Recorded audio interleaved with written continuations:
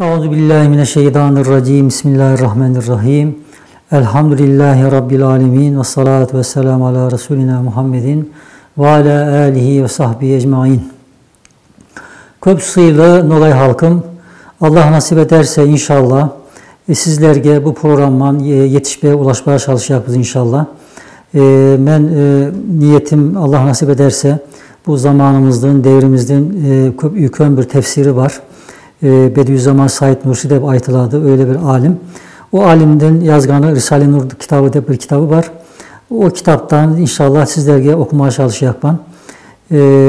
Evvela Bediüzzaman Said Nursi Kum, onun hakkında hemen kısa bir bilgi vereyim size. Bediüzzaman Said Nursi 1878-76'da denildi. Bitlis'ten Hizan kazasına bağlı İsparit nahiyesinin Nurs köyünde doğuptu. Ve 1960'da da Şanlıurfa şehrinde vefat edipti. Bediüzzaman Said Nursi Hazretleri kişiliğinden, yani balalığından yetişmesi farklı bir şahsiyet. Zaten yani Allah özüne yükün bir hizmet ettiriye üçün özel, hususi bir donanım beripti. Yani işte gerek zekası, gerek hafızası, ondan sonra işte ilmi, yani Allah onu hazırletti.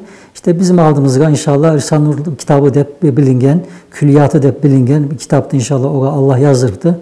İşte inşallah biz de ondan okuganımız kadar, anlaganımız kadar inşallah sizlerle paylaşmak isteyeyim, bölüşmek isteyeyim. Cenab-ı Hak inşallah feyizlerini versin.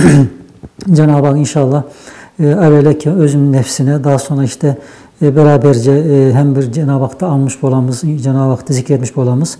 Zaten ilim her şeyin bası, her zatın bası bilesiniz.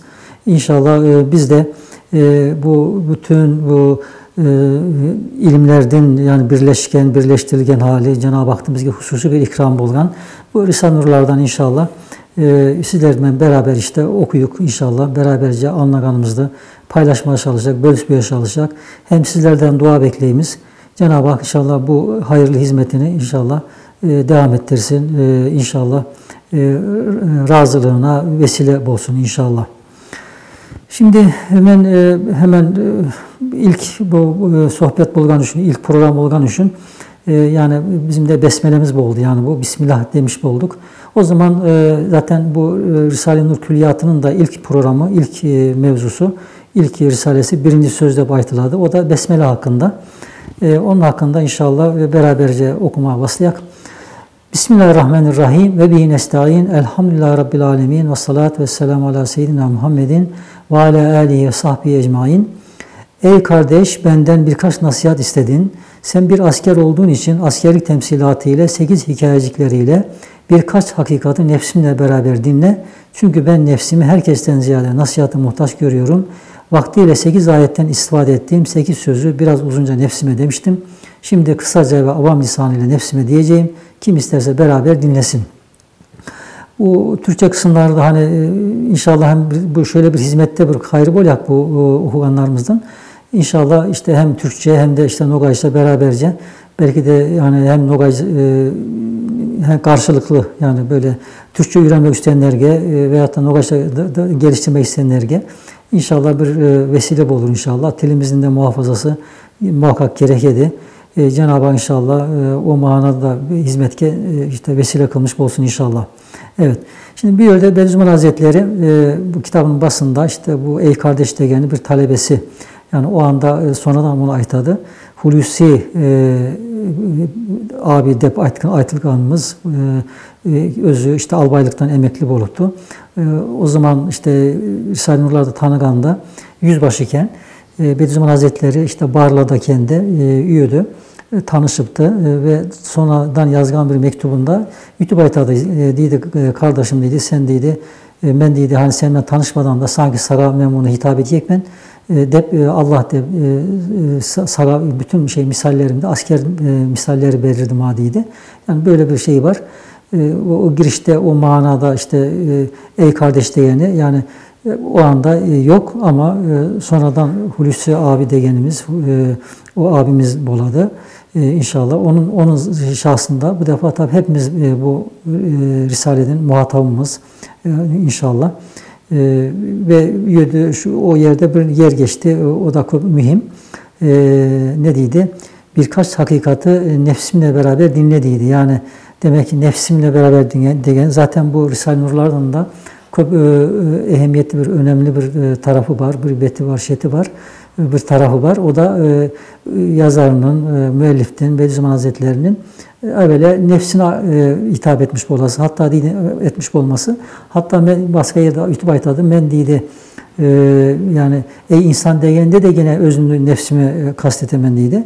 Yani ama işte ders nefsimge, fakat ders algan olursa işte ben nefsimdeki o dersimi tınlasın, ders alırsa alsın, almış olsun dedi. Öyle bir mütevazi yani çok mütevazi bir zat, çok alim olmasına rağmen, hatta yani ben o yerden fazla aytmadım sizge. Mesela 90 kitapta ezberletti. 3 ayda içinde, 3 ay içerisinde 15 senede medreselerde okutulacak ilimlerde onlar da hemen öğrenipti. Yani 15 senelik tahsilde 3 ayda tamamlattı. Yani böyle bir harika şey var, hali var, vaziyeti var.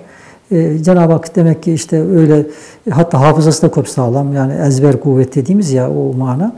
Mesela bir sayfada, herhangi bir sayfada Arapça mesela ağır bir metindi. Hemen bir de hatta okumaydıyken mesela karaydıken sanki fotoğraf çekken değil. Hemen ezberini aladıken. İnşallah işte biz bu yani tanıtma maksadımız, yani okulan kitabımız öyle rastgele bir kitaptı o. Yani 14 yaşındayken de özünün zamanındaki alimlerde yengen, alimlerde ilmi olarak münazaralarda onlarla ilmi münazaralar edipti. Hatta özüne mesela cübbe giydiriyek, hani eskiden cübbe giydirirdik ya alim bolganda icazet denildi ya eski aklımdan, yani hem diploma verildi hem de alim olmuş oladı hem de ders okutabildi yani. Ama yani hiçbir alim o kadar cübbe giydiremekti yani. Çünkü özünden daha alim. Yani öyle vaziyette. İnşallah başka bir yeri geldikçe biz inşallah bunlardan yine aytarız. Nasip olsa. Yani bu zatın eserleri yani bizge bir ikram, Cenab-ı Hak'ın bizge ikramı. Ahir zaman degenimiz işte bütün işte hep beraber yaşayımız, görüyoruz işte değil mi, televizyonlarda vesaire, hani işte internetlerde falan manevi hayatımızda böyle çok zelzelege tutturgan değil mi, sarskan, ondan sonra onlar sengildetken bir hal var. İnşallah işte bizim de bu okullarımız, işte bu beraber istifademiz inşallah. Yani artık kimlerin nasip olsa inşallah. Evvelde ben özümün nasibim inşallah olsun diyeyim. Çünkü yani her okuganda inşallah çok istifade etemen. Bu öğrenmenin yerlerimiz buladı. Yani bu kitap farklı bir kitap. Mesela işte bir normal kitaplar, başka kitaplarda bir kere okusanız, iki kere okusanız, üçüncü yani okuma hemen işinizden gelmez. Ama ben işte yaklaşık 15 yaşlarında falan, 16 yaşlarında tanıdım. Yani ilk şeylerde tabii istifademiz pek fazla olmadı ama fakat daha sonraki yıllarda elhamdülillah Cenab-ı Hak kıymetini bizge anlattırdı. Yani değerini, ondan sonra yani bazısını bizge inşallah üretmiş oldu. Biz de şu anda işte istifade etmeye çalışıyoruz. Yani kaç kere okuyandırdım mesela, ben şu ilk okuyacağımız yerde kaç kere ben bilmeyeyim ama yani her okuyanda işte yani bir insan mana anlaydı, bir zevk aladı, bir insan feyiz aladı. Teşbih hata olmasın. Mesela işte bu Cenab-ı Hakk'a yani yakınlığının da bir alameti yani olmuş buladı bu. Mesela bunun en arı misali işte Kur'an-ı Kerim değil mi? Kur'an-ı Kerim, Kur'an Cenab-ı Hakk'ın özünün sözü. Hatta biz anlamasak bile değil mi? Bak tekrar okunganda biz ondan istifade etmemiz, feyiz alanımız, hatta Arapça bilmesek, anlamasak bile Kur'an bize çok bir lezzet veredi, bir zevk veredi, bir manevi hayatımızda tesiri var. İşte yani o doğrudan onun kelam olduğu için bu milyonlarca, milyarlarca insan ondan istifade ettiler, okuydular. Elhamdülillah işte bu şeyleri de büyük zatların da eserleri yani bu halisane yazılgan üçün, samimi yazılgan üçün, yani Kur'an'a yakın bolgan üçün, yani Kur'an'ın mağaralarını, hakikatlarını, aşıklarını üçün, o nispette işte insan uslandırmaydı, kayta insan oku geledi. Cenab-ı Hak inşallah lafta fazla uzatmayak. Hatta ben hani fazla bu şeylerde hani bu programlarda çok uzun olsa biraz sıkıcı oladı ya. İnşallah şimdi bu programın bu birinci bölümü bir yerde kalmış olsun inşallah. Bu birinci bölüm olsun. Ondan sonra inşallah diğer programlarda doğrudan artık metinye geçmiş olacak. Besmele'nin manalarını, Besmele'nin hakikatlerini, bu Besmele hazinesini inşallah Cenab-ı Hak bize kırdırsın. İnşallah ondan istifademizde bize Cenab-ı Hak ihsan etsin. Ben şimdi hepinizde tekrar hürmetle selamlayman. Esselamu Aleyküm ve Rahmetullahi ve Berekatuhu.